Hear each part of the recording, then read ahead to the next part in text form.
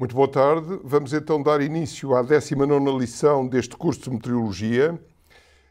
Nós, nesta lição, vamos encerrar temporariamente o estudo daquilo a que chamamos processos atmosféricos, com referência ao nevoeiro. Ora bem, o que é o nevoeiro? Qual é a definição de nevoeiro?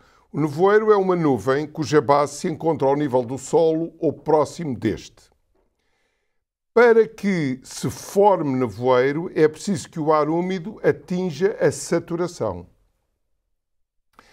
E em ar úmido saturado, como já sabemos, a umidade relativa é de 100% ou tem um valor próximo de 100% e a depressão do ponto de orvalho, T-TD, tem que tomar valores inferiores ou, quando muito iguais, a 2 graus Celsius. Aliás, as duas condições são interdependentes, não são independentes uma da outra. A saturação do ar úmido pode, como também já sabemos, dar-se ou por arrefecimento ou por adição de vapor, isto é, por evaporação, ou por ambos os processos. Bom, podemos ainda ter formação de nevoeiro decorrente da mistura de duas massas de ar úmido que se encontram a temperaturas diferentes e têm umidades relativas relativamente elevadas. Vamos então ver os diferentes tipos de nevoeiro. Nevoeiros formados por processos de arrefecimento. Temos o nevoeiro de radiação, o nevoeiro de adveção e o nevoeiro orográfico. Nevoeiros formados por processos de evaporação. Temos o nevoeiro de vapor e o nevoeiro frontal. E temos ainda, como já referimos, nevoeiros que podem ocorrer em resultado de misturas de massas de ar distintas. Vamos ver agora com mais pormenor em que consistem estes diferentes processos. Então, regressando aos processos de arrefecimento, o nevoeiro de radiação. Bom, este nevoeiro resulta do arrefecimento de uma determinada massa de ar úmido por perda radiativa em resultado do contacto com um solo que arrefece ou com uma camada de ar úmido que vai arrefecendo por radiação, por perda radiativa. É um fenómeno noturno que ocorre com céu limpo e valores elevados da umidade relativa do ar. Para que este nevoeiro se forme, é necessário que esteja presente um vento fraco, com uma intensidade de 3 a 4 km por hora, que crie a turbulência necessária para que o nevoeiro se estenda em altitude e tenha uma certa espessura da ordem de 10 a 30 metros. Nevoeiro de adveção forma-se quando uma massa de ar úmido se desloca sobre uma superfície mais fria. Para que o processo ocorra, é necessário que a umidade relativa do ar úmido seja elevada e que exista vento com uma intensidade entre 10 e 30 km por hora. É ainda necessário que a temperatura da superfície fria sobre a qual a massa de ar úmido se desloca seja inferior à temperatura do ponto de orvalho do ar úmido. Este tipo de nevoeiro é persistente e a espessura do nevoeiro varia entre 300 e 600 metros. Nevoeiro orográfico resulta do movimento ascensional de ar úmido ao longo de um declive, numa atmosfera ambiente estável. O nevoeiro forma-se quando a temperatura do ar atinge a temperatura do ponto de orvalho. Agora, nevoeiros formados por processos de evaporação. Temos o nevoeiro de vapor. Bom, este nevoeiro forma-se quando ar úmido se desloca sobre uma superfície de água que se encontra a temperatura mais elevada do que a temperatura do ar úmido. O vapor d'água que se evapora da superfície líquida, ao penetrar no ar frio ou mais frio, volta a condensar, dando origem a nevoeiro, e ao mesmo tempo ascende acompanhando o ar aquecido na base, conferindo ao nevoeiro, portanto, uma certa espessura. E chama-se nevoeiro de vapor exatamente porque vê-se vapor a desprender-se da água líquida mais quente que a massa de ar úmido que se encontra sobre ela. Depois temos o nevoeiro frontal. O nevoeiro frontal forma-se quando a precipitação proveniente da massa de ar quente, que se sobrepõe à massa de ar frio, penetra na massa de ar frio e se evapora. Portanto, temos precipitação que vem da massa de ar quente, penetra ao longo da queda na massa de ar frio e as partículas de água líquida evaporam-se na massa de ar frio. Se o ar frio estiver próximo da saturação, pode formar-se nevoeiro. Daí que este tipo de nevoeiro também se designe por nevoeiro de precipitação. Portanto, é um nevoeiro associado a frentes quentes ou a frentes oclusas. Nevoeiro de mistura forma-se quando a mistura de duas massas de ar com temperaturas diferentes e umidades relativas elevadas conduz à supersaturação. Ou seja, quando essas duas massas de ar se misturam, atinge-se uma temperatura final, que é uma média pesada das temperaturas iniciais das massas de ar, e essa temperatura final, com a umidade relativa presente, pode corresponder à supersaturação e então forma-se um nevoeiro de mistura. Portanto, temos aqui diferentes processos físicos que levam à formação de nevoeiros. Claro que o nevoeiro é um fenómeno relativamente frequente, mas é um fenómeno que tem outro tipo de consequências que não a presença de uma nuvem ao nível do Sol ou próximo deste. Por exemplo, o nevoeiro reduz a visibilidade e pode prejudicar seriamente os transportes, quer os transportes terrestres, quer os transportes aéreos. Portanto, é um processo que merece, de facto, a atenção dos meteorologistas e dos previsores de tempo. Agora, para terminarmos então o estudo dos processos físicos na atmosfera, essencialmente processos radiativos e processos termodinâmicos, eu volto a insistir de que tudo aquilo que foi dito é apenas uma base de tudo isto, porque o estudo mais pormenorizado destes processos, que são realmente complexos, é um estudo que exige matemática mais avançada e nada disso foi referido aqui. Portanto, nós demos as bases dos processos radiativos e dos processos termodinâmicos na atmosfera. Há muito mais a dizer, designadamente no que se refere a processos de precipitação ou a mecanismos de precipitação. Ora bem, propriedades conservativas de massas de ar. Ora bem, tendo por objetivo a identificação de diferentes massas de ar, é importante conhecer quais os parâmetros característicos de massas de ar que se conservam, portanto, cujo valor não se altera, no decurso de diferentes processos atmosféricos. Se uma dada propriedade, por exemplo, a temperatura ou a temperatura do ponto de orvalho, a razão de mistura, a temperatura potencial, a pseudotemperatura potencial do termómetro molhado, etc. Portanto, se uma determinada propriedade permanece inalterada num decurso de determinado processo, então essa propriedade diz-se conservativa para esse processo. Uma vez que a radiação, a mistura, a condensação, a evaporação, etc., são processos que tendem a modificar os parâmetros característicos de uma massa de ar, nenhuma propriedade é, em rigor, conservada de dia para dia. Há, no entanto, propriedades que são praticamente conservativas, isto é, constantes, para períodos de tempo curtos. E essas podem ser propriedades que caracterizam as massas de ar e que podem ser analisadas em nomogramas aerológicos, como é o caso do diagrama de Herlofsen. Ora bem, então pensemos numa dessas propriedades características de uma massa de ar.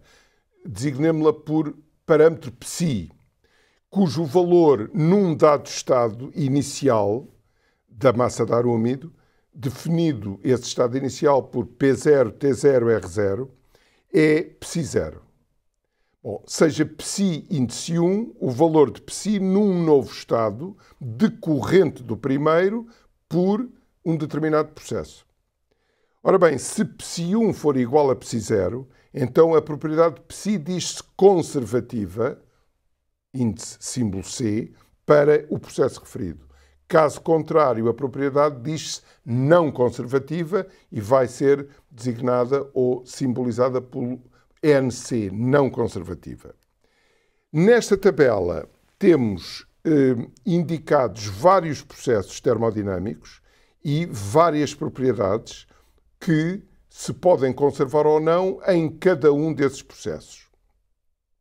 Ora bem, então, os processos estão aqui designados por A, B, C, D e estão descritos ao lado. Portanto, o processo A é o processo de aquecimento ou arrefecimento isobárico, sem que haja condensação ou evaporação.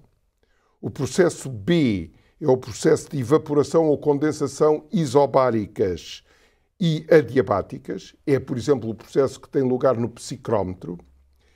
O processo C é um processo de expansão adiabática seca e o processo D é um processo de expansão adiabática saturada ou processo pseudoadiabático. As propriedades que estamos a considerar são a umidade relativa, R índice H, a tensão de vapor, a razão de mistura ou a umidade específica, R ou Q, a temperatura do ponto de orvalho, a pseudotemperatura equivalente, a pseudotemperatura do termómetro molhado, a temperatura potencial θ e a pseudotemperatura potencial do termómetro molhado ou, se preferir, a pseudotemperatura potencial equivalente. Então, a tabela indica para cada propriedade e para cada processo se se trata de uma propriedade conservativa ou não conservativa. Então, vemos que a umidade relativa é conservativa apenas para o processo D, não é conservativa em nenhum dos processos A, B ou C. A tensão de vapor é apenas conservativa para o processo A e não conservativa para os restantes. A razão de mistura ou a umidade específica é uma propriedade conservativa para os processos A e C e não conservativa para os processos B e D. A temperatura do ponto de orvalho é apenas conservativa para o processo A. A pseudotemperatura equivalente ou pseudotemperatura do termómetro molhado é apenas conservativa no processo B. A temperatura potencial é apenas conservativa no processo C, como tudo isto já foi explicado anteriormente, e a pseudotemperatura do termómetro molhado ou a pseudotemperatura equivalente, potencial equivalente, a pseudotemperatura potencial do termómetro molhado ou a pseudotemperatura potencial equivalente são ambas propriedades conservativas nos processos B, C, D e apenas não são conservativas no processo A.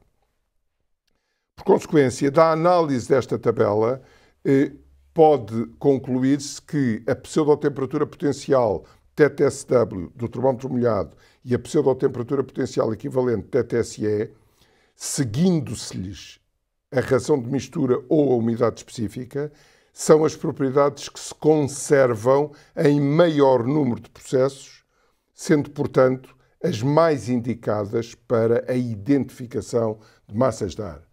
Concretamente, se nós tivermos uma carta sinótica marcada, reproduzindo as observações feitas à superfície, nós podemos usar os valores nela reportados, temperatura do ponto de orvalho, umidade relativa, pressão atmosférica, para, por exemplo, calcular o valor de TTSW nessa estação.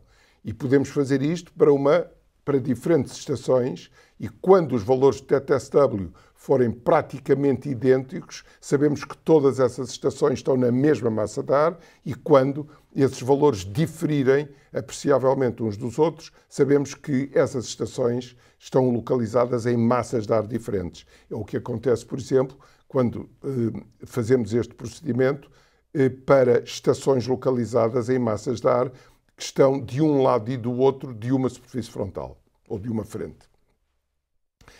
Portanto, as propriedades mais indicadas são, sobretudo, a pseudotemperatura potencial do termómetro molhado ou a pseudotemperatura potencial equivalente. Redução da pressão atmosférica ao nível médio do mar, aqui designado por MSL, Mean Sea Level, para seguirmos a designação inglesa. Ora bem, nós já vimos que a condição hidrostática se exprime pela igualdade de PdZ igual a menos ρg. Sabemos que, já o demonstramos, que esta condição implica a fórmula hypsométrica, que é a fórmula que está aqui reproduzida, portanto, que nos dá a espessura em geopotencial de uma camada limitada pelas superfícies isobáricas P índice 1 e P índice 2. T barra é a temperatura média da camada ao longo da vertical entre a base e o topo, respectivamente às pressões P1 e P2. Graficamente, temos aqui a base da camada, o nível 1, que se encontra à pressão P índice 1 e ao nível Z índice 1. Temos o topo da camada, que se encontra à pressão P índice 2 inferior à primeira em condições hidrostáticas e ao nível Z2.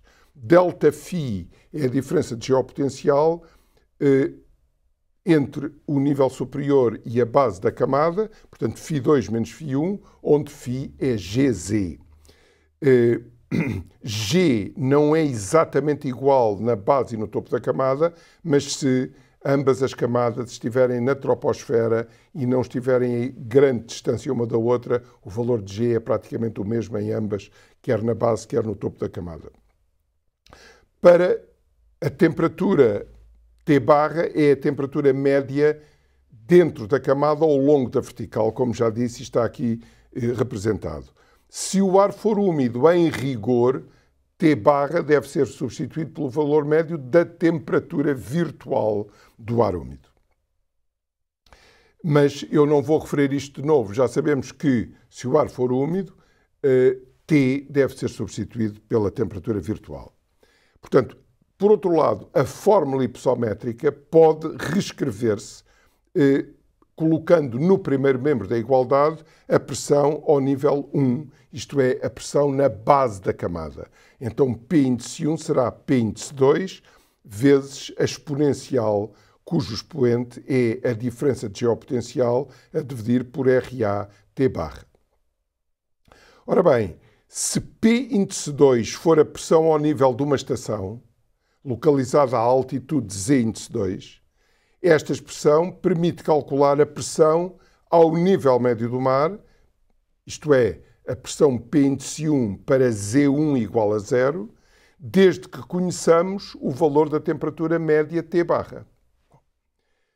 A dificuldade na utilização desta fórmula está no seguinte, é que não é possível determinar com rigor e de uma forma unívoca o valor de T barra, visto que T barra é o valor médio da temperatura de uma coluna fictícia da atmosfera que se estenderia entre o nível médio do mar e o nível da estação. Portanto, o valor de T barra é estimado utilizando vários métodos estão disponíveis para estimar o T barra, todos eles aproximados. Por consequência, a utilização da fórmula hypsométrica escrita desta forma, com Z1 igual a 0, P2 igual à pressão observada ao nível da estação, colocada ao nível Z2, a dificuldade na utilização desta fórmula, dizia, está no cálculo ou na estimativa do valor T barra. Por exemplo, um dos métodos aproximados consiste em supor que T barra é o valor da temperatura lida ao nível da estação, à altitude Z2. Outro processo consiste em admitir que entre o nível da estação e o nível médio do mar temos um gradiente vertical de temperatura de 6,5 graus por quilómetro. Então podemos calcular a temperatura ao nível médio do mar e com a temperatura ao nível da estação ter uma temperatura média dessa tal coluna fictícia da atmosfera. Portanto, há vários processos, todos eles sujeitos a críticas, todos eles aproximados.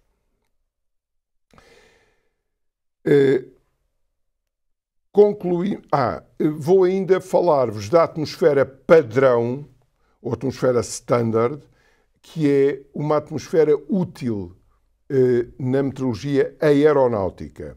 Bom, esta atmosfera padrão foi adotada pela ICAO, que é a International Civil Aviation Organization, e é uma atmosfera que reproduz aproximadamente as condições médias anuais atmosféricas a todas as latitudes. Esta atmosfera padrão é designada por ISA, é a International Standard Atmosphere. Ora bem, nesta atmosfera padrão, a coordenada vertical é a altura geopotencial ou o metro geopotencial. Recordo que um metro geopotencial é uma unidade prática de geopotencial e vale 9,8 joule por quilograma. Recordo ainda que a altitude geopotencial é expressa por um número que é muito aproximadamente igual à altitude em metros, embora as dimensões sejam diferentes, claro. Depois, nesta atmosfera, a atmosfera é um gás ideal seco, portanto, não há umidade. As constantes físicas adotadas ao nível médio do mar são as que aqui estão indicadas. A massa molar média do ar seco é 28,9644 kg por mol. A pressão atmosférica ao nível médio do mar é de 1013,25 hectopascal. A temperatura ao nível médio do mar é de 288,15 Kelvin, ou seja, 15 graus Celsius. E a densidade do ar ao nível médio do mar é de 1,225 kg por metro cúbico. Nesta atmosfera, podemos considerar diferentes gradientes verticais de temperatura, consoante a camada da atmosfera em consideração. Recordo que estes gradientes verticais de temperatura do meio foram designados por ELR, Environmental Lapse Rate. Bom, e então, nesta atmosfera padrão, na camada entre o nível médio do mar e 11 km, o gradiente vertical de temperatura do meio é definido como sendo de 6,5 graus Celsius por quilómetro. A tropopausa encontra-se precisamente ao nível de 11 km e a temperatura na tropopausa é de menos 56,5 graus Celsius. Na camada entre 11 e 20 km, portanto entre a tropopausa e 20 km de altitude, a temperatura mantém-se constante, portanto é uma camada isotérmica e mantém-se, portanto, igual a menos 56,5 graus Celsius. Na camada entre 20 km e 32 km, o gradiente vertical de temperatura é de menos 1 grau Celsius por quilómetro, ou seja, nesta camada a temperatura aumenta com a altitude à taxa de 1 grau Celsius por cada quilómetro. Deve notar-se que nesta atmosfera padrão a temperatura nunca é inferior a menos 56,5 graus Celsius. Ora bem, nesta atmosfera padrão temos aqui diferentes níveis de pressão. A pressão ao nível médio do mar, 1013,25 hectopascal, 700 hectopascal, 500, 300 e 200 hectopascal, e tendo em conta tudo o que foi dito atrás, as altitudes correspondentes a estes diferentes níveis de pressão são as seguintes. Bom, a pressão de 1013,25 está ao nível médio do mar, portanto a altitude é de 0 metros geopotenciais. Aos 700 hectopascal, a altitude é de 3.000 metros geopotenciais, aos 500 de 5.400, aos 300 hectopascal de 9.000 e aos 200 hectopascal de 12.000 metros geopotenciais. Claro que estas altitudes em metros geopotenciais são praticamente idênticas às altitudes em metros. Portanto, os 500 hectopascal estão aproximadamente a uma distância do nível médio do mar de 5.400 metros ou metros geopotenciais. Passamos agora ao estudo do movimento da atmosfera. Bom, o estudo do movimento em si mesmo é o objeto da cinemática, uma palavra que vem do grego e que significa precisamente movimento. Depois, relacionar o movimento com as causas que o produzem é o objeto da dinâmica. As causas que produzem o movimento são designadas em mecânica newtoniana ou mecânica clássica por forças. Portanto, relacionar o movimento com as forças que o produzem é o objeto da dinâmica. Porquê é que é importante estudar o movimento? Bom, porque boa parte dos processos atmosféricos, que já foram basicamente descritos anteriormente, só tem lugar se a atmosfera se encontrar em movimento. Por outro lado, esses processos alteram o movimento da atmosfera. Por consequência, entre processos físicos na atmosfera, designados por processos atmosféricos, e o movimento, há uma interpenetração, porque ambos os processos físicos e dinâmicos se influenciam mutuamente. Por consequência, é muito importante estudar o movimento da atmosfera. Por outro lado, como creio que já foi dito neste curso, globalmente falando, a atmosfera não pode estar em repouso. A atmosfera pode estar parada numa região limitada, mas não pode estar globalmente parada. Veremos porquê em pormenor. Portanto, é muito importante estudar o movimento, quer em si mesmo, quer relacionando-o com as causas que o produzem. Comecemos pela cinemática. Ora bem, como se sabe da mecânica clássica ou mecânica newtoniana, nós vamos considerar referenciais uma origem 3 eixos ortogonais. Bom, os versores destes eixos estão aqui figurados à direita e são E1, E2, E3. Portanto, temos vetores unitários que apontam nas direções OX, OY e OZ, respectivamente. Uma partícula da atmosfera, designada aqui pela letra P, está numa posição representada pelo vetor R, que é o vetor de posição. E as coordenadas do ponto P ocupado pela partícula são precisamente as componentes x, y, z do vetor de posição R. Por consequência, podemos escrever que R é x é 1, mais y é 2, mais z é 3. Recordo que x é 1, y é 2 ou z é 3 são o resultado da multiplicação de números por vetores, portanto são vetores, e a adição desses vetores tem que ser feita de acordo com as regras de adição de vetores. Portanto, trata-se de uma adição vetorial e não de uma adição de escalares. E, portanto, essa adição vetorial leva ao vetor R, que é o vetor de posição da partícula que ocupa o ponto P, num determinado instante. Claro que as componentes do vetor, portanto, as coordenadas da partícula, são, em geral, funções do tempo. A partícula não está, em geral, imóvel na posição P. E, por consequência, o vetor R é um vetor que depende de um parâmetro T, neste caso o parâmetro tempo. Esta figura mostra as posições ocupadas pela partícula em diferentes instantes, no instante T1, no instante T2 maior que T1, e como vemos os vetores de posição são distintos e as extremidades desses vetores de posição têm um lugar geométrico que é uma linha no espaço.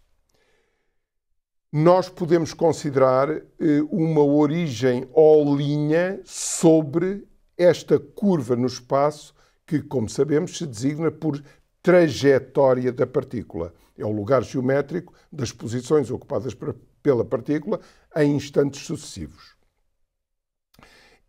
Esta origem O', já vou explicar porque é que é interessante considerá-la. Portanto, não é a origem do referencial O, é um ponto escolhido como origem sobre a trajetória da partícula.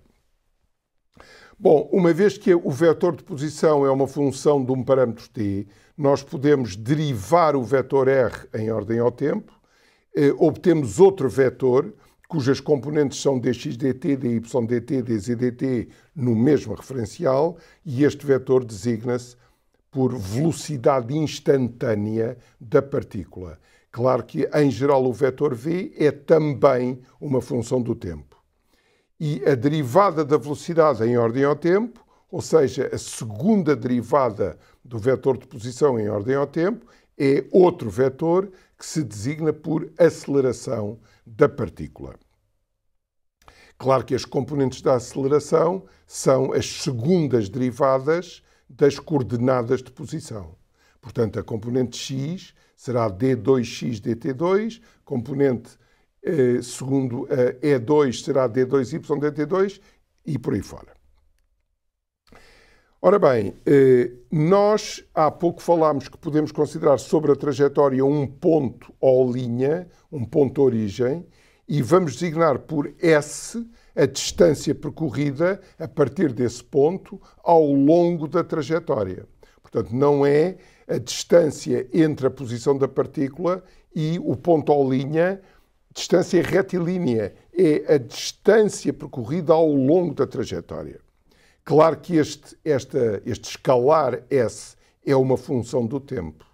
E esta função é designada por descrever a lei do movimento. Repare-se que, se nós conhecermos a trajetória da partícula, não conhecemos necessariamente como é que a partícula se desloca sobre a trajetória. E a lei do movimento dá-nos precisamente essa informação, através da função S de t. Repare-se que o vetor velocidade, derivada da posição em ordem ao tempo, é um vetor tangente à trajetória. Recordo que uma curva no espaço, num ponto qualquer, tem apenas uma tangente. E o vetor v é um vetor que está assente segundo a direção da tangente em cada ponto, que depende do instante considerado. O produto do escalar massa pelo vetor velocidade é outro vetor que se representa pela letra P, P vetor, e se designa por impulsão, quantidade de movimento ou momento linear. A palavra momento, sem mais qualificação nenhuma, deve ser evitada porque sugere tempo. Não se trata de tempo. Trata-se de impulsão ou quantidade de movimento. Portanto, devemos, se quisermos utilizar momento, devemos dizer momento linear, isto é, momento ao longo da velocidade, ao longo da trajetória.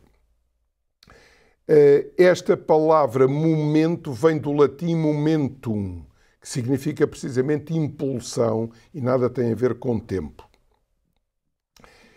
Ora bem, disse há pouco que em cada ponto de uma curva no espaço há apenas uma tangente, mas há infinitos planos tangentes. Qualquer plano que contenha a única tangente é um plano tangente. Mas, de entre esta infinidade de planos tangentes, há um especial, que se designa por plano osculador. E como é que se define o plano osculador? É o plano tangente definido pela posição limite do plano definido pelos vetores v de t e v de t mais delta t, quando delta t tende para zero. Ou seja, se nós considerarmos a partícula em movimento sobre a trajetória em 2 instantes, essa partícula ocupa 2 pontos distintos da trajetória. Em cada um desses pontos temos um vetor velocidade. Esses 2 vetores velocidade, postos com a mesma origem, definem um plano. Quando o intervalo de tempo ΔT tende para zero, esse plano vai alterando até que tem uma posição limite. Essa posição limite contém o vetor velocidade no instante inicial. É, portanto, um plano tangente e designa-se por plano osculador. Este plano osculador é o plano instantâneo do movimento.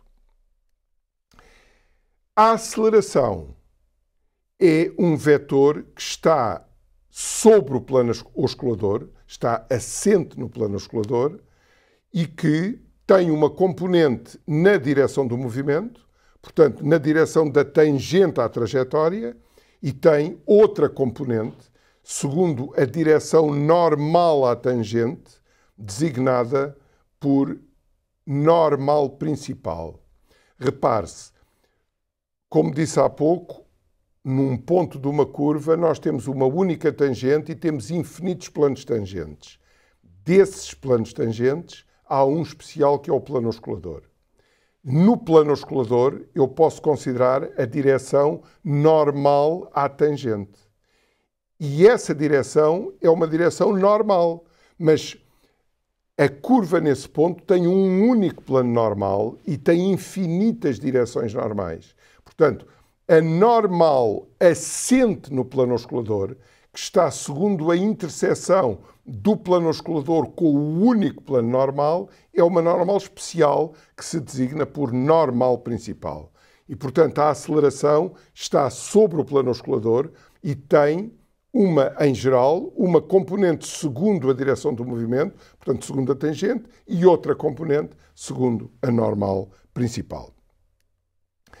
Se nós designarmos por E índice T e E índice N os versores das direções da tangente e da normal principal, sabemos que o versor ET está orientado no sentido do movimento, a velocidade está também orientada na direção ET, no sentido do movimento, e o versor EN é normal a E índice T. E, por convenção, E índice N está dirigido para a esquerda do vetor E índice T. Portanto, se nós, em cada ponto da trajetória, considerarmos o vetor E índice T na direção do movimento, o vetor E índice N está assente no plano osculador na direção ortogonal a E índice T e dirigido, por convenção, para a esquerda de E índice T. Por consequência, nós podemos escrever que o vetor V é o escalar V vezes E índice T, onde o escalar V representa o módulo da velocidade, ou seja, a celeridade do movimento, e o vetor A é um vetor que, em geral, tem uma componente segundo E índice T, portanto, é representada por A índice T, aceleração tangencial, e tem outra componente segundo E índice N, designada por AN e designada também por aceleração centrípeta. Repare-se que a aceleração é um vetor assente no plano osculador, mas que está dirigido para a concavidade da trajetória. É o que representa esta figura. Do lado esquerdo, nós temos a trajetória C, que não tem que estar assente num plano. A figura é que implica que a trajetória pareça uma curva plana, mas não tem que estar assente num plano.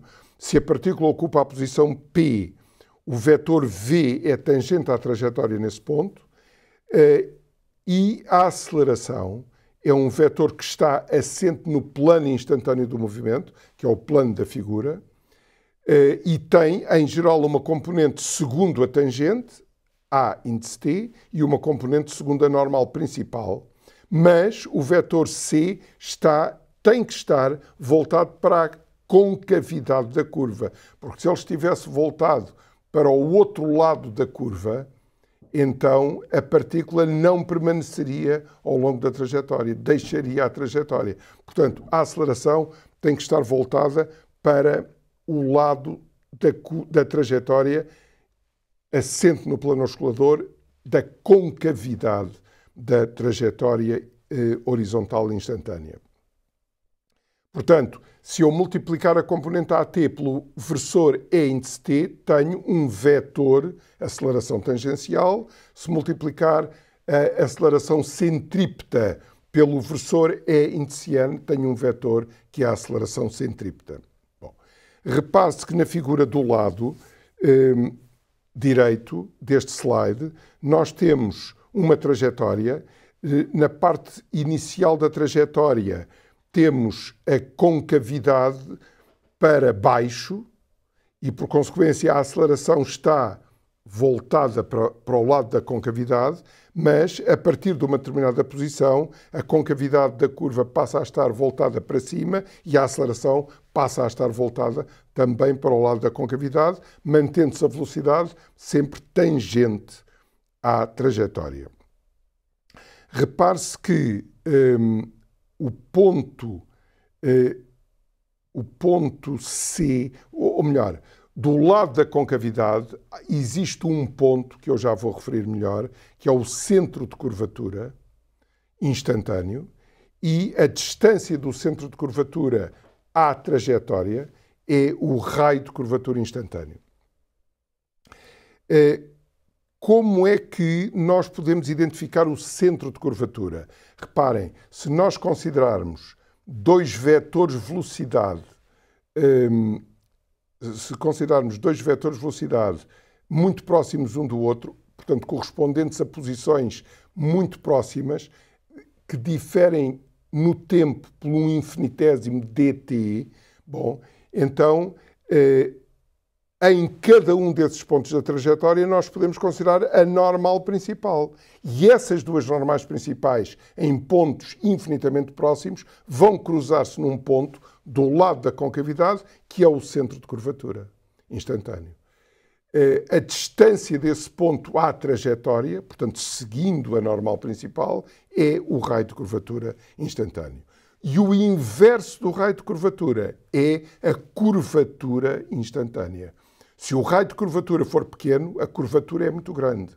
É o inverso. Se o raio de curvatura for muito grande, a curvatura é muito pequena. No limite, se o raio de curvatura for infinito, a curvatura é nula, ou seja, a trajetória instantânea é retilínea e não curvilínea. Bom, agora repare-se, se a aceleração... Vejamos de novo estas figuras. Consideremos a figura da direita e a sua parte esquerda. Nesta parte esquerda da trajetória, o vetor E índice N é normal a V e para a esquerda de V por convenção. Portanto, o versor E índice N não está do lado do centro de curvatura instantâneo. Está do lado oposto do centro de curvatura. E, por consequência, a componente A índice N segundo E índice N é negativa. Na parte direita da curva, o vetor aceleração está dirigido, como sempre, para o centro de curvatura, mas o centro de curvatura está do lado esquerdo do movimento. Portanto, neste caso, a componente da aceleração segundo EN é positiva, visto que o ângulo entre a aceleração e o versor EN é um ângulo agudo, enquanto que no primeiro caso é um ângulo obtuso. Por consequência, EN é positivo, no segundo caso, e no primeiro caso, na primeira parte da curva, A índice N é negativa. Bom,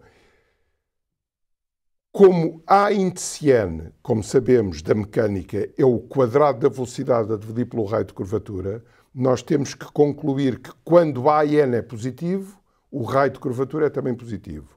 Quando a componente AN é negativa, pelas razões apontadas, pela convenção da direção da EN, então o raio de curvatura tem que ser negativo, visto que a aceleração fisicamente aponta sempre para o lado da curva onde está o centro de curvatura.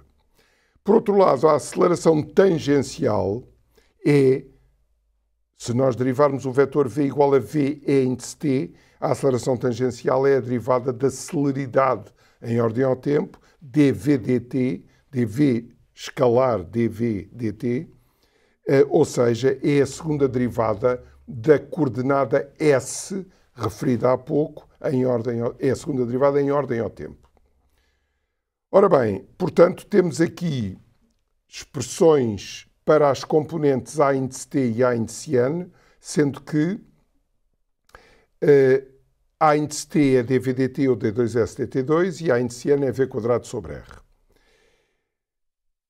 Repare-se que ambas estas componentes podem ser positivas ou negativas. Por exemplo, suponhamos que a celeridade decresce no tempo. Então, A índice T é negativo. O que é que isso quer dizer? Quer dizer que a componente tangencial da aceleração não está na direção do movimento, está na direção tangencial, mas no sentido oposto ao do movimento.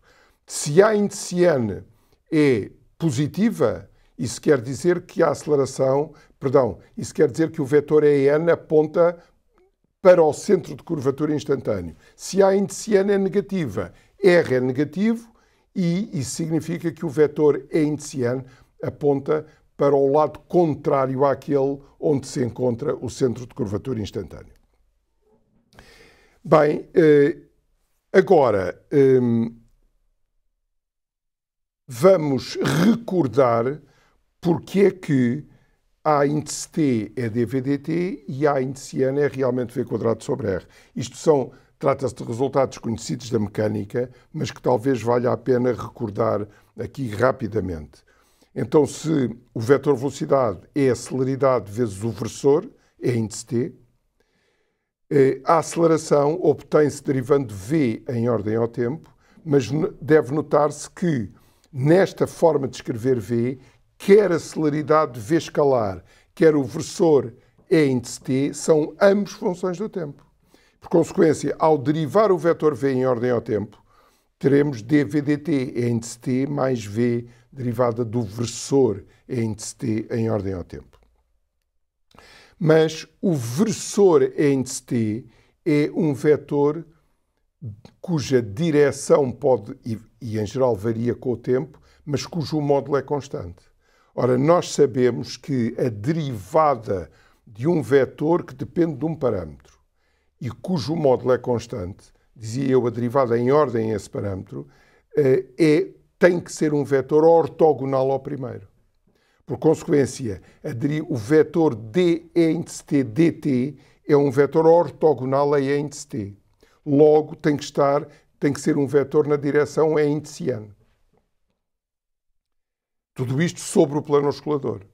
Bom, portanto, d E índice T dt é Bn vezes o versor E índice N. E, por consequência, o vetor aceleração centrípeta é Vbn E índice N. Ora bem, se observarmos esta figura, nós temos a trajetória, temos duas posições em instantes muito próximos, temos o ΔS ou o ds, distância percorrida sobre a trajetória, temos as duas normais principais nos pontos P e P índice linha, cuja interseção é o centro de curvatura instantâneo C. Estas normais principais fazem um ângulo Δθ ou dθ, se preferirem. Mas esse é também o ângulo entre os vetores V e V', ou se quiserem, entre os versores E índice T nas posições P e P'. É o mesmo ângulo, visto que E índice T é perpendicular a uma das normais principais e o E índice T na posição P' é normal à outra normal principal.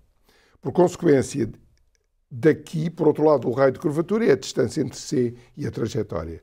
Por consequência, daqui tiramos sem dificuldade que o módulo de DET é o ângulo dα ou dθ e, por consequência, é, por definição de ângulo, o comprimento ds sobre o módulo do raio de curvatura. Isto é, se nós considerarmos este ângulo, então esta distância percorrida sobre a trajetória é o valor do ângulo em radianos vezes o valor do raio de curvatura. Por consequência, por outro lado, a diferença entre os dois versores tangentes à trajetória nas posições P e P' é um vetor que está segundo a normal principal e cujo módulo é precisamente o valor do ângulo dθ ou dα e, consequentemente, é o quociente entre ds e o módulo do raio de curvatura. Portanto, módulo de d é índice t sobre dt é v sobre o módulo de r, o que implica que o módulo de b índice n é v sobre o módulo de r. E, por consequência, finalmente, vbn é v quadrado sobre r. E, por consequência, a aceleração pode escrever-se da maneira que foi indicada. Temos um número a índice t dv dt dito aceleração tangencial, que multiplicado por índice t dá o vetor aceleração tangencial e que deve ser adicionado ao vetor aceleração centrípeta para produzir a aceleração total. Ora bem, então, por tudo aquilo que se acaba de dizer, podemos concluir que o plano oscilador é também o plano que em cada instante é definido pelos vetores v e a, ou seja, pela velocidade instantânea e pela aceleração instantânea.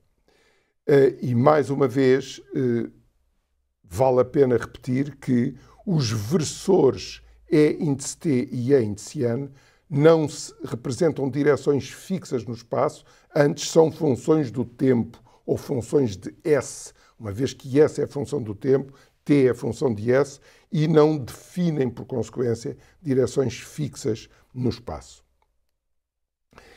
Estes vetores são versores, são vetores unitários, tangentes às linhas coordenadas S e N. A linha coordenada S na direção do movimento, a linha coordenada N na direção da normal principal. E estas coordenadas S, N designam-se por coordenadas naturais do movimento. Portanto, nós mostramos como é que podemos escrever a velocidade e a aceleração em função das direções tangentes a cada uma destas coordenadas naturais. Claro que também podemos exprimir os vetores v e a em termos das direções E1, E2, E3, fixas no espaço, com origem no ponto O, definindo O com estas três direções fixas, o referencial em que estamos a trabalhar. Repare-se que o produto externo do vetor ET, E índice t por E índice n, representa-se por E índice b e é ortogonal ao plano oscilador, visto que é um produto externo de dois vetores assentes no plano oscilador. E este vetor normal ao plano oscilador designa-se por binormal.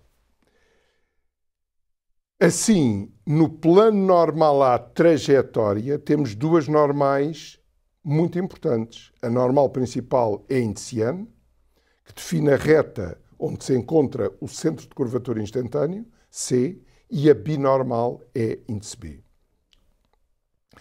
Repare-se que a normal principal é a interseção do único plano normal com o plano oscilador e a binormal é outra normal perpendicular à primeira, também assente no único plano normal à trajetória.